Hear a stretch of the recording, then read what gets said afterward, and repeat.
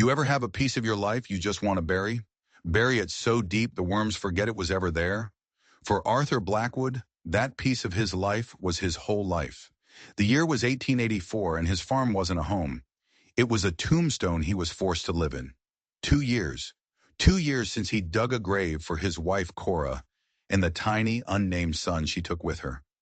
The silence out there on the prairie wasn't peaceful. It was loud. It screamed at him from the sagging fences, from the fields choked with weeds. It was a ghost that sat in Cora's rocking chair by the cold fireplace. Every day was the same.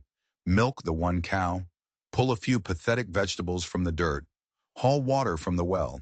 He was a machine made of grief, just going through the motions. He hadn't spoken to another soul in months. The town was a half-day's ride, and he couldn't stand the looks of pity anymore. They saw a broken man. They had no idea. They thought they knew what happened to Cora. They didn't know the whole story. Even Arthur, in his heart of hearts, didn't know the whole story. He just knew the part he could never forgive himself for. He was hauling a bucket from the well, the sun a merciless hammer in the sky, when he saw it, a flicker in the heat haze, a dark shape where there should only be yellow grass and blue sky. He tensed. Out here, a stranger wasn't a guest. A stranger was a threat. He watched the figure stumble, fall, and push itself back up. This wasn't a traveler. This was a man at the end of his rope. Arthur's hand went to the axe handle leaning against the well. He didn't want trouble, but he remembered with a cold dread that you don't have to want trouble for it to find you. The figure staggered closer, and the details sharpened into focus. It was a native man, old, his face a road map of a hard life. His clothes were rags. He carried no weapon. The only thing he seemed to carry was death itself, riding him down into the dust. The man collapsed just 20 yards from Arthur's cabin, and Arthur just stood there. The hard part of him, the part that had grown like a callus over his heart, screamed at him. Walk away. Bar the door. Let the prairie take him. The weak die. You know that better than anyone. But then a whisper, a voice he hadn't heard in 2 years. Cora's voice. It wasn't about strength or weakness.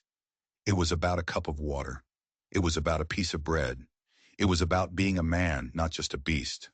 With a sigh that felt like it tore something loose in his chest, Arthur dropped the axe handle. He walked over to the fallen man and knelt in the dust. The man's skin was on fire. His breathing was a shallow whisper. He was dying, and soon.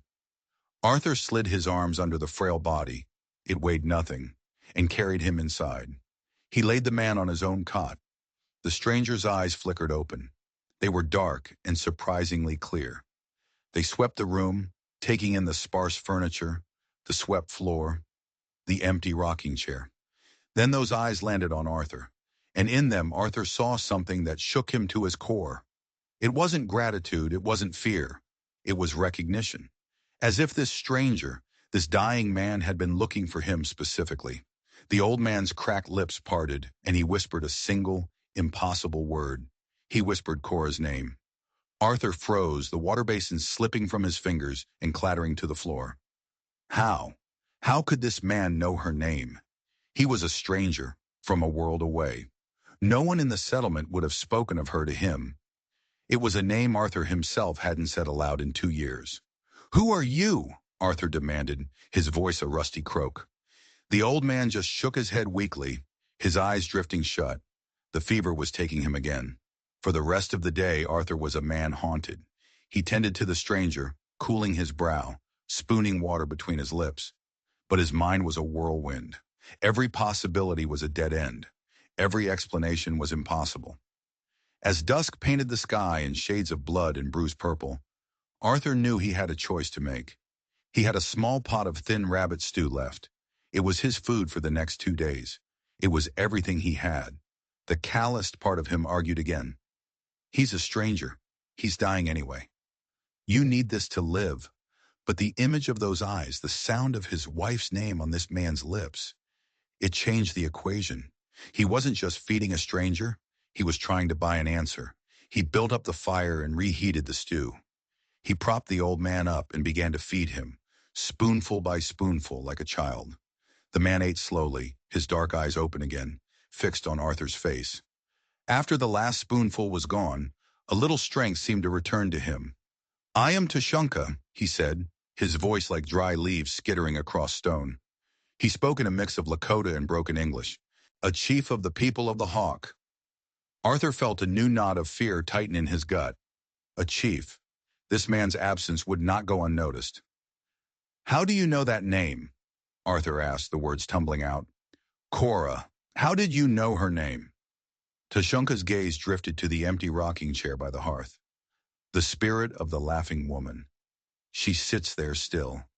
She weeps for the man who walks in grief. The grief walker. Arthur felt like he'd been punched. The grief walker. That's what the silence had made him. That's what he had become. "That doesn't answer my question," Arthur pressed. Tushonka reached a trembling hand from under the blanket and took Arthur's arm. His grip was shockingly strong. "The spirits see much. They saw your fire from afar. Not the fire in your hearth. The fire in your heart. A fire banked in sorrow. I came for the man who lost his sun and stars." He was speaking in riddles, his words circling the truth but never landing on it. Before Arthur could ask more, Tushonka's eyes rolled back, and he fell into a deep, fevered sleep, leaving Arthur alone in the firelight with a dozen new questions and a terrible, creeping certainty that this man's arrival was not a coincidence. It was a reckoning. For 2 days they lived in that strange limbo. Arthur tended to the chief, and during his brief moments of lucidity, Tushonka would speak. He spoke of his people being pushed from their lands. He spoke of a world that was vanishing, and he spoke of his daughters, 5 of them. Winona, the strong one. Istas, the clever one. Sitkala, the fierce one. Wee, the gentle one. Mina, the little one. He spoke their names like a prayer, a father's love, a raw and powerful thing even on the brink of death. Listening to him, Arthur felt his own grief shift. It had been a suffocating blanket for so long, but now hearing this chief's sorrow for his children, for his entire people, Arthur felt a crack in his own hardened shell. He found himself speaking of Cora, of their unborn son. The words were like pulling teeth, but they came. On the morning of the 3rd day, the air in the cabin was different. The fever had broken. Tushonka's eyes were clear and calm. He knew his time was short. "You shared your last meal," the chief whispered, his voice faint but steady. "A man who shares his last with an enemy proves he is a friend. You are a protector, Grief Walker." He fumbled inside his worn shirt and pulled out a small object. It was a piece of dark, polished wood, carved into the shape of a hawk, its wings swept back. He pressed it into Arthur's hand. The wood was strangely warm. "When the storm comes," Tushonka breathed, "a strong tree is needed for the nest. My daughters, they will need a protector." He gave Arthur directions, not to a place, but to a person. He said he had told his eldest, Winona, that if he did not return from his vision quest in 10 days, she was to lead her sisters to this very land, to the farm of the Grief Walker. "A debt," Tushonka whispered, his eyes closing. "Life for life. Sanctuary for kindness." His hand fell away, and with a final, gentle sigh, he was gone. The silence that rushed back in was different now. It wasn't empty. It was heavy with the weight of a chief's last wish, a promise Arthur had never made, but was now expected to keep. He had let a stranger in, and in doing so, he had inherited a legacy he didn't understand and a responsibility he didn't want. He buried Tushonka on the hill overlooking the creek, the place Cora had loved. He wrapped him in his own spare blanket and built a simple marker. As he packed the last of the dirt onto the grave, he felt it, the change. He was no longer a man waiting to die. He was a man waiting for an invasion. For a week he waited, but it was an active waiting. He mended the fence. He cleared a new patch of land for a garden. He even cleaned the cabin, truly cleaned it, for the first time in years. He was preparing. He didn't know if he was preparing for guests or for a war party that would blame him for their chief's death. On the 8th day he saw them, 5 figures on the horizon, moving with a purpose that chilled him. They stopped at the edge of his property, just as their father had. The one in the lead dismounted. She was tall, her face a mask of grief and fierce pride. Winona. The others waited by the horses. One had the sharp, intelligent eyes he'd heard about. Istas. Another held herself like a coiled spring, a hand near the knife at her belt. Zitkala. And the two younger ones, Wiwi and Mina, huddled together, their eyes wide with fear. Arthur walked out to meet them, his hands open and empty. I am Winona, the lead woman said, her voice steady. Daughter of Tashunka. I'm Arthur Blackwood, he replied. Your father, he is at peace, on that hill. Winona's gaze followed his, and for a half-second, her composure cracked. He saw the raw pain of a daughter who had just found her father's grave. He told us to come here, she said, her eyes locking back onto his. He said we would find a protector. Her words weren't a plea. They were a challenge, a test. He looked past her at her sisters, at their faces filled with distrust and loss. This wasn't going to be simple. This wasn't about gratitude. This was about a debt their father had incurred, and they were here to see if he was a man who would pay it. We do not come as beggars, Winona continued, her chin high. We are not helpless. We know this land. We can hunt, tend the soil, heal. We will earn our place. We ask only for sanctuary from the storm our father saw coming. The storm. Tashunka had mentioned a storm. What storm? Arthur looked at these 5 women, alone and vulnerable, and then he thought of the nearest settlement. He thought of men like Garrett Vance, a rancher whose greed was as wide as the prairie itself. Vance wouldn't see grieving daughters. He would see a prize to be taken. To turn them away was to send them to their deaths. To let them stay was to invite a war to his doorstep. He looked at Winona's proud, challenging eyes, and he saw her father in them. Your father was a great man, Arthur said, the words feeling small. You are welcome here. What I have is yours. The relief on their faces was like a physical wave. But as Winona gave a sharp, deliberate nod, Arthur saw something else in her eyes. It wasn't just relief, it was calculation.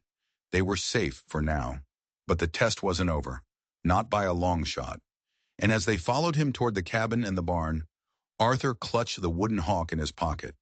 He had a sinking feeling the storm they were running from was far bigger and closer than he could possibly imagine. The first few weeks were a cold war fought in silence. The sisters moved into the barn, transforming the dusty space into a tidy dwelling with a startling efficiency. But they were distant. They spoke to each other in their own tongue, their voices dropping to whispers whenever he approached. They kept their word, and they worked. Istas, the clever one, was a miracle worker with plants. She revived his dying garden and seemed to coax life from the barren soil, identifying roots and herbs he'd always seen as weeds. Zitkala, the warrior, was a ghost in the woods. She'd disappear at dawn and return with rabbits or birds, moving with a silent deadliness that unnerved him. She watched him constantly, her hand never far from her knife, her eyes filled with open suspicion. She didn't see a protector. She saw a cage. Wiwi and Mina, the younger ones, handled the chores, their competence shadowed by a deep-seated fear. They'd flinch if he moved too quickly. It was Winona who was the true enigma. She was their leader, their diplomat. Their interactions were formal, a careful exchange of information. He'd show her how to irrigate the fields from the creek. She'd show him how to predict the weather from the flight of birds. But there was a wall between them he couldn't seem to breach. One evening, he found her on the hill by her father's grave. He trusted you, she said without turning around. He was a great man, but his heart was too open in his final days. He saw goodness where maybe there was only opportunity. The accusation hung in the air between them. What do you think I want from you? Arthur asked, his voice low. She finally turned to face him, her expression unreadable in the twilight. I don't know, she said. This land, the creek.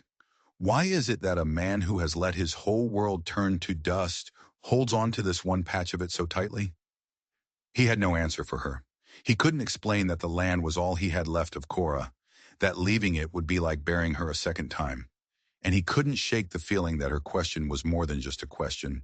She knew something, or suspected something, about the land, about him. The ice between them didn't thaw. It just changed shape. They were all trapped together, allies by necessity, but not by choice. He would find Zitkala testing him, leaving a snare near the path to the creek, watching from the trees to see if he'd spot it. He did. He'd just dismantle it and leave the pieces where she could find them, a silent message back to her. They were circling each other, 5 women and 1 man, all of them waiting for the other to show their true hand. The true test, however, didn't come from inside the farm. It rode in on a cloud of dust one afternoon. Garrett Vance. He was a big man, his face flushed with arrogance, flanked by 2 of his hired thugs. His greedy eyes swept over the farm, noting the new garden, the mended fences, and finally landing on Wee Wee and Mina, who froze like deer in the path of a wolf. "Blackwood," Vance boomed, a cruel smirk twisting his lips. "Heard you've taken in some stray livestock. Thought I'd see for myself." Arthur walked out of the barn, positioning himself between Vance and the sisters. "They're under my protection, Vance. Turn your horse around." Just then, Winona and Zitkala emerged from the woods, a brace of rabbits in Zitkala's hand. Zitkala's eyes narrowed to slits, and her hand instantly went to her knife. Vance's eyes lit up with a foul mix of lust and greed. "Protection?" he sneered. "Or have you just bought yourself a harem? Whatever you're paying, I'll double it. Ashamed to waste him on a broken-down husk like you." A rage, clean and hot, shot through Arthur. It was a feeling he hadn't felt since before Cora died. It was the feeling of having something to protect. "They are not for sale," Arthur said, his voice dropping to a dangerous whisper. "They are my family, and you have 3 seconds to get off my land before I introduce your teeth to this axe handle." Vance was genuinely surprised. He was used to the quiet, broken Arthur Blackwood. This was a different man, but his pride was too big to let him back down. "Your family?" he scoffed. "You think the folks in town will stand for this? You're a traitor to your own kind." "My kind," Arthur said, taking a step forward, "are people who honor their word. And your kind are thieves who prey on the weak." A new voice cut in, sharp as flint. It was Winona. She stepped forward to stand beside Arthur, a united front. She didn't look at Vance, but at his men. "We are the daughters of Tushunka. We are not property. This man, Arthur Blackwood, is our ally. Your presence here dishonors the ground where our father rests. Leave. Now." The sheer force of her command, combined with Arthur's raw fury, made Vance's men shift nervously in their saddles. This wasn't the easy score they'd expected. Vance, seeing he'd lost control, wrenched his horse's reins. "This isn't over, Blackwood," he spat, his eyes lingering on Winona, with a look that promised violence. "You've made a powerful enemy, and you have no idea what you're sitting on here." He galloped off, his men trailing behind him. Silence fell. Arthur's heart was pounding. He turned to Winona. The wall between them had vanished, replaced by a shared, hard-won respect. But Vance's last words echoed in his mind. "You have no idea what you're sitting on here." What did he mean? It was the same thing Winona had hinted at. The land, the creek. There was a secret here. A secret that had maybe gotten his wife killed. A secret that Tushunka had somehow known about. And a secret that Garrett Vance was willing to kill for. The Cold War was over, but the real war, Arthur realized, had just begun. He looked at the 5 sisters, their faces grim but resolute, and knew one thing for certain. He wasn't just protecting them anymore. They were all protecting something together, and they were going to have to find out what it was, fast. In the wake of Vance's threat, the farm became a fortress. The air of suspicion among them didn't vanish, but it was now aimed outward instead of inward. Zitkala began teaching Arthur how to track, how to read the signs of men passing where they shouldn't. Istas showed him which plants could be used to create potent poisons, and which could be used to heal wounds. They were preparing for a siege. The mystery of the land and of Vance's parting words consumed Arthur. One night, he sat by the fire, the small wooden hawk Tushunka had given him resting in his palm. He'd been so focused on the man, he'd barely considered the object. He ran his thumb over the intricate carvings. They weren't just decorative feathers. They were lines, symbols. It looked almost like a map. He called Winona into the cabin. He didn't ask. He just showed her the hawk. Her eyes widened, a flicker of something he couldn't read. Was it fear or understanding? "My father carved these," she said, her voice a hushed whisper. "Many of them. For each of us. They are spirit guides." "This is more than a guide," Arthur said, tracing the lines. "Look, this curve. It's like the bend in the creek. And this mark here, it's where the three old oaks stand." He was right. It was a map of his own land. Winona took the carving from him, her touch reverent. She turned it over and over in her hands. "He did not speak of this," she murmured. "He only said to come to you, that you were the key." "I'm not the key," Arthur said, a sudden realization dawning on him. "It is." He pointed to the hawk. "This is the key." Together they followed the map. It led them away from the cabin, past the fields, and along the banks of the creek, deeper into the wooded part of his property than he usually went. The markings on the hawk led them to a sheer rock face, covered in moss and ivy, that Arthur had always assumed was a dead end. But a small, almost invisible symbol carved into the stone matched a mark on the hawk's wing. It was a perfect match. Arthur and Winona exchanged a look. He put his shoulder to the rock and pushed. Nothing. They pushed together. Still nothing. But as Arthur leaned against the rock, defeated, his hand brushed against a loose stone. He pulled it out. Behind it was a small cavity, a hole just big enough for a hand. He reached inside, his fingers brushing against something smooth and cool. A wooden latch. He pulled. With a deep groan of grinding stone, a section of the rock face swung inwards, revealing a dark, narrow opening. A cave. It smelled of damp earth and centuries of stillness. Arthur lit a lantern. The narrow passage opened up into a vast cavern, far larger than he could have imagined. But it wasn't the size that made them both gasp. The walls of the cave were covered in paintings. Hundreds of them. They depicted a story. The story of a people. Tushunka's people. Living in this very valley. There were images of hunts, of families, of ceremonies. And in the center of the largest wall was a painting of a hawk, its wings spread wide, protecting the people below it. But that wasn't the most shocking part. Deeper in the cave, a small underground spring trickled down the walls, pooling in a crystal-clear basin. And in the water, and embedded in the rock all around it, were veins of gold. Not just a few flakes. Thick, pure veins of it, glittering in the lantern light like trapped stars. This was the secret. This was what Vance was after. This was the storm Tushunka had seen coming. It wasn't just about 5 daughters needing a home. It was about a tribe's sacred place, their history, and a treasure that would make men like Vance burn the world down. "My father's vision quest," Winona whispered, her voice filled with awe. "It wasn't to find his own spirit. It was to find a guardian for ours." Suddenly it all clicked into place for Arthur. The way Tushunka had sought him out. The way he knew Cora's name. His people must have watched this land for generations. They must have known about his family, about his loss.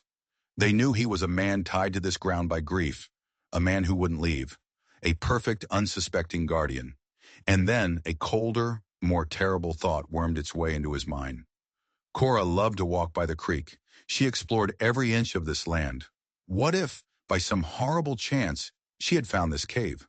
What if she had stumbled upon Vance, or his men, prospecting here illegally? His wife's death had always been a tragic, senseless accident, a fall from a rock ledge by the creek. But what if it wasn't an accident at all? What if she was silenced?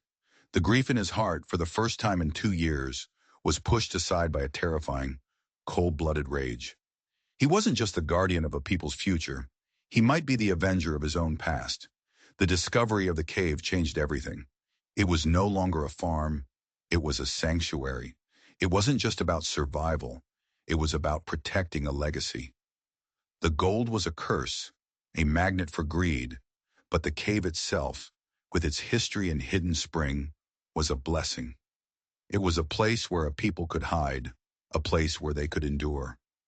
Winona sent a message with a traveling fur trapper she trusted, a coded signal to the scattered remnants of her tribe.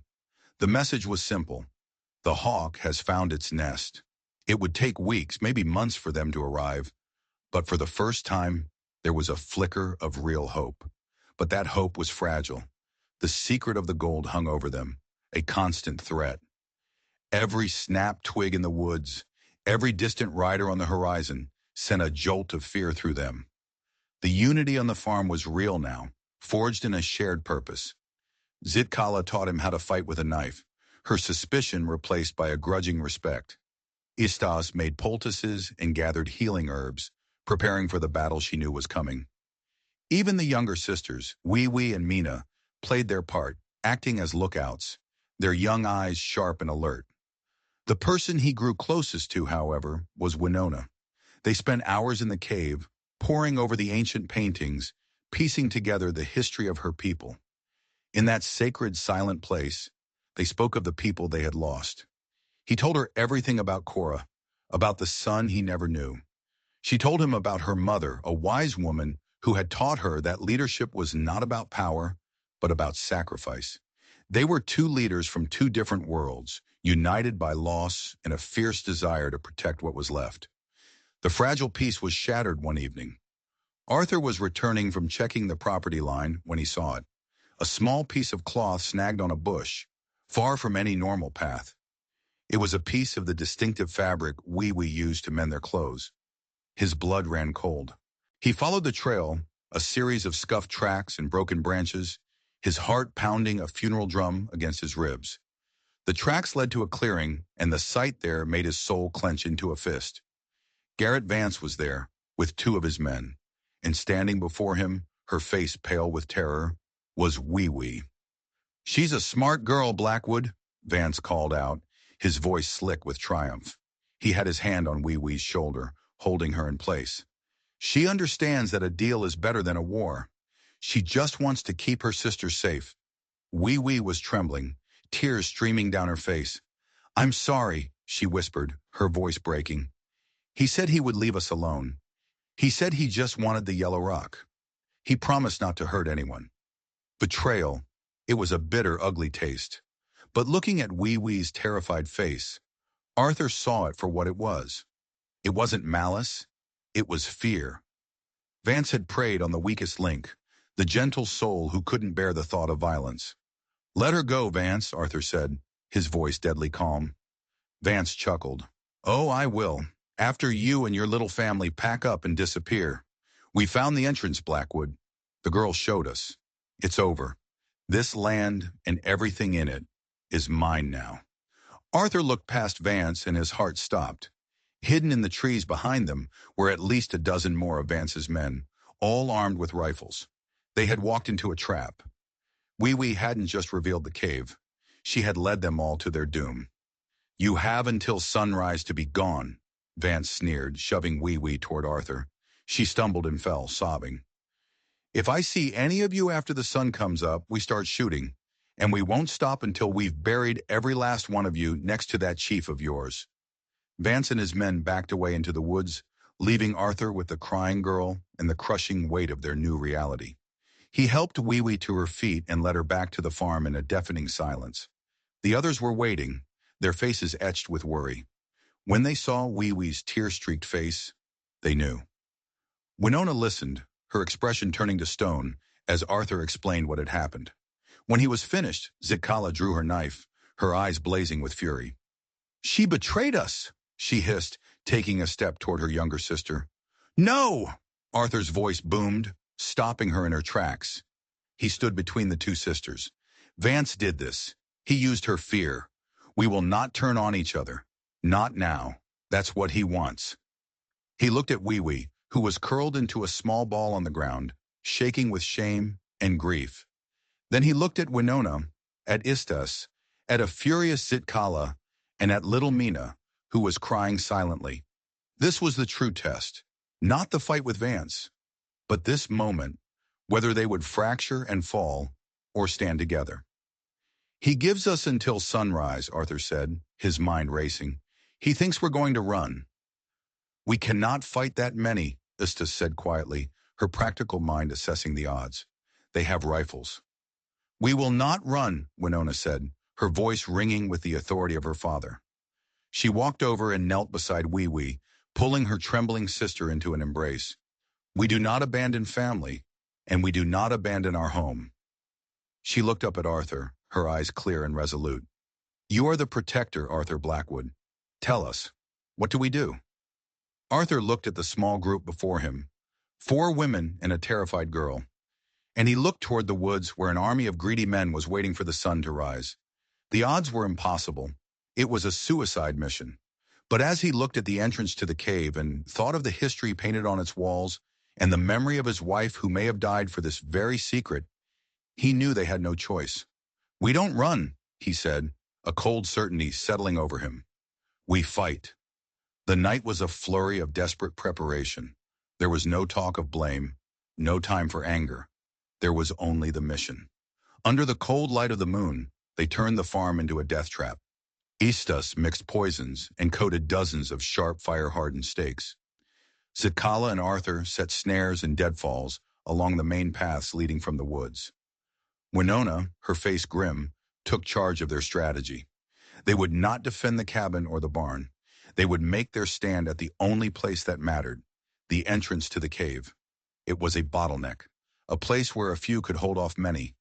Inside the cave, Wee Wee and Mina worked tirelessly, moving supplies, water, and food deep into the cavern, preparing for a long siege if it came to that. Wee Wee worked with a frantic energy, her guilt fueling a desperate need to make things right. As the first hint of gray lightened the eastern sky, they were in position. Arthur, Winona, and Zitkala crouched behind a hastily built barricade of rocks and fallen logs just inside the cave entrance. Arthur held his only rifle, with its handful of precious cartridges. Winona had a bow and a quiver of arrows Istas had treated with a fast-acting paralytic poison. Zitkala held a wicked-looking tomahawk in one hand and her knife in the other. Her face was a mask of deadly calm. They were hopelessly outgunned, but they were defending their home. The birdsong of dawn was broken by the sound of men moving through the woods. They weren't trying to be quiet. They were arrogant, expecting to find the farm abandoned. The first of Vance's men to step into the clearing screamed as a concealed pit gave way beneath him. The scream was cut short by the sound of sharpened stakes doing their work.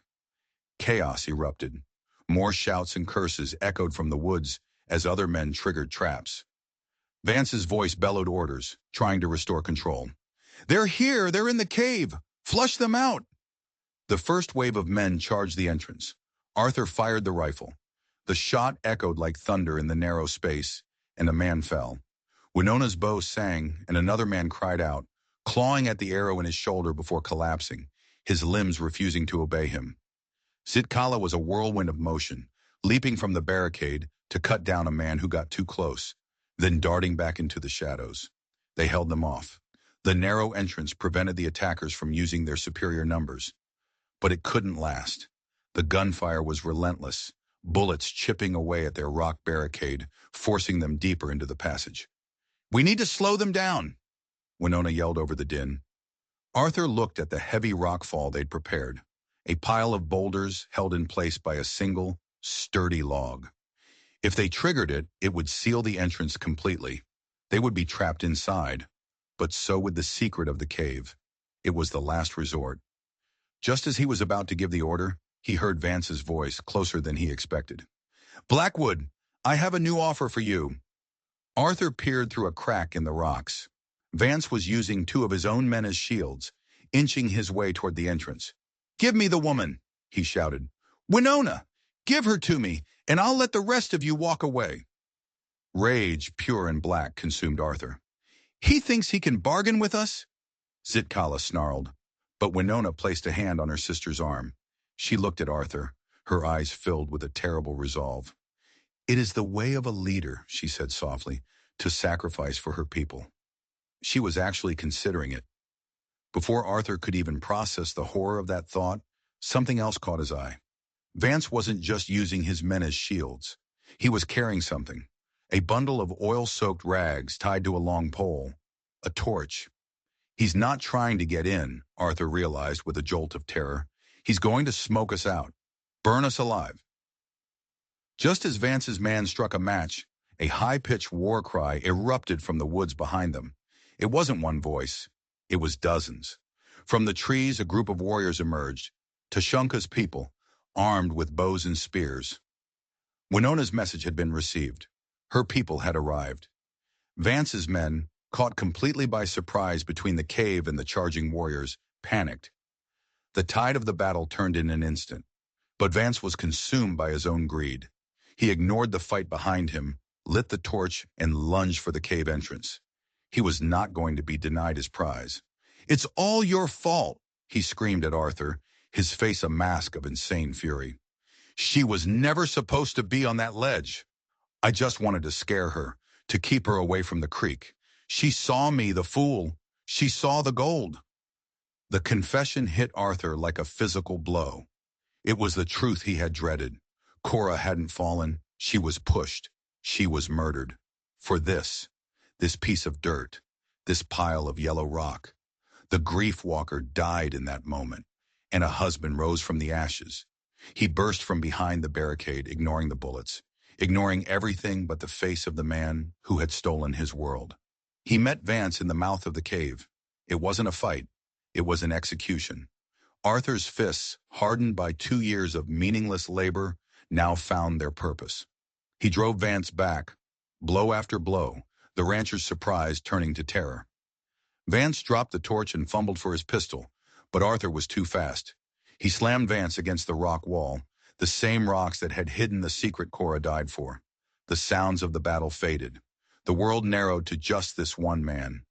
"You took her from me," Arthur roared, his voice breaking with 2 years of unshed grief. "You took my son." He grabbed the smoking torch from the ground. Vance's eyes went wide with terror as he realized what Arthur intended. "No! Please!" But there was no mercy left in Arthur's heart. He didn't use the flame. He used the heavy wooden end, and with a final guttural cry of pure anguish and rage, he brought justice down upon the man who had made him the grief walker. When it was over, he stood there, breathing heavily, covered in dirt and blood. The fight outside already dying down as the last of Vance's men were captured or killed. Winona approached him, her face full of sorrow and understanding. She gently took the torch from his hand. "It is over, Arthur Blackwood," she said softly. He looked at her, at the daughters of the chief, at the warriors of the Hawk tribe who were now securing the land. He looked at the cave, the tomb of his past and the cradle of a new future. Vance was wrong. The land didn't belong to him. It never had. It belonged to them. The prairie was still a harsh place, but it wasn't empty anymore. It was full of life. The farm became the heart of a new settlement, a hidden sanctuary for Tushunka's people, protected by the legend of the haunted Blackwood land that no one dared approach. The cradle he had built for his son found a new purpose, holding the babies of a tribe that had found its home. The grief walker was gone, buried with Garrett Vance and the past he had avenged. In his place stood Arthur Blackwood, a protector, an ally, a brother. And one evening, as he stood with Winona on the hill overlooking the thriving valley, watching the fireflies dance, she placed her hand in his. They weren't just survivors. They weren't just allies. They were the 2 strong trees their families needed, their roots intertwined in the shared soil of loss and redemption. They were a beginning. The story of the grief walker teaches us that sometimes the greatest treasures are not the ones we dig from the earth, but the ones we find in the hearts of others. It reminds us that even in the deepest grief, there is always a chance for a new life, a new family, and a new purpose. If you were moved by Arthur's journey from grief to guardianship, do me a favor and hit that like button. And don't forget to subscribe and turn on notifications so you don't miss another story where justice finds its way home, no matter how long it takes.